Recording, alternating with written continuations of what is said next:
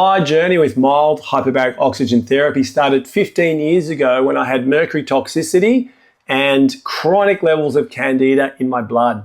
That was in a soft chamber, okay, using ambient air at 1.3 atmospheres. In these 15 years, mild hyperbaric oxygen therapy has evolved so much. So for example, to this point that I'm in a hard chamber that gets to 2 atmospheres with all the mod cons. We're at a moment that's really exciting. We're at a moment where we can utilize mild oxygen chambers like this, okay, hyperbaric oxygen chambers, to deliver oxygen into the plasma and therefore all around the body to cells and tissues that may be deprived. They may be in a hypoxic state. And this is something that we can't do via respiration in many cases. This is why there's so many people benefiting with a variety of conditions or goals around their health. As I keep reminding people, the miracle isn't the mild hyperbaric oxygen therapy chamber. The miracle is your body and what it can do with oxygen when it gets it. So breathing alone doesn't always get oxygen to every part of your body. Air is only 21% oxygen, and most of it relies on red blood cells to reach the tissues. But what if blood flow is restricted or tissues are inflamed? What happens then? That's where mHBOT comes into play. By gently increasing pressure, more oxygen dissolves directly into the plasma, which is the liquid part of your blood, and that reaches areas that may otherwise get less oxygen.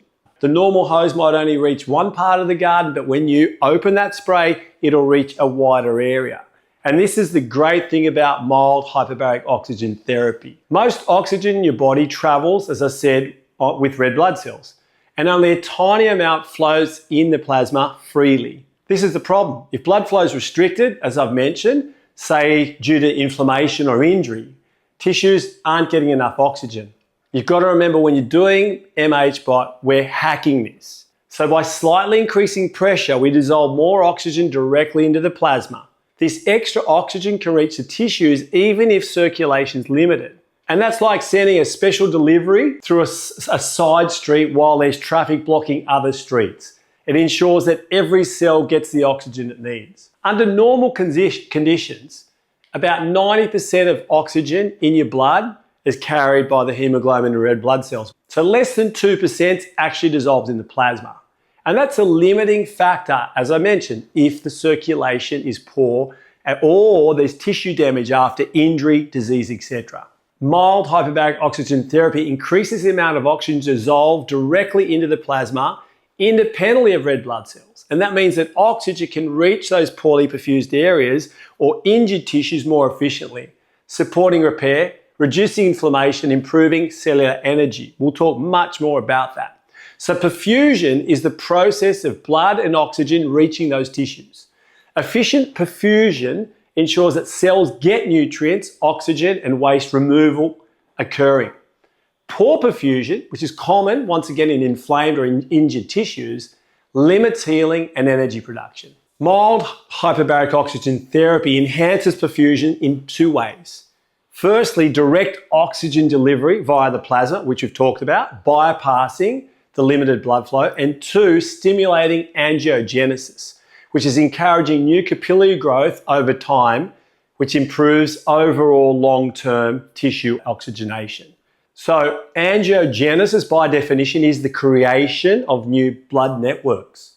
And this is absolutely incredible because if your body can do that with the help of mild oxygen therapy, think about how many diseases, illnesses, health challenges, okay, or levels of performance that could be reached via this ability to create new blood networks. So the result of creating those networks is faster wound healing, improved recovery from exercise, and better overall cellular function. So once again, that analogy that I've already mentioned, imagine a city where traffic's blocked on main roads. Mild mHBOT acts like adding extra lanes and express routes, allowing oxygen and nutrients to reach every neighborhood quickly. Perfusion is simply how well blood and oxygen reach your tissues. It's a simple concept. If circulation's blocked or slowed, healing's delayed.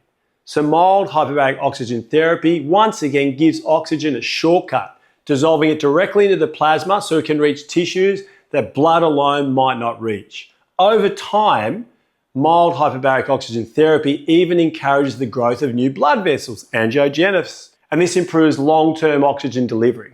So I know there seems to be a repetition here, but these are really important concepts.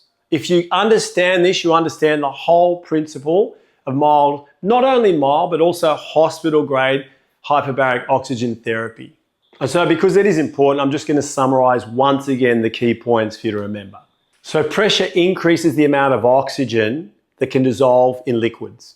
This is the principle behind mild hyperbaric and hyperbaric oxygen therapy. Most oxygen travels in red blood cells. The plasma oxygen is usually limited. And mild mHBOT increases oxygen in plasma, reaching tissues even with poor circulation.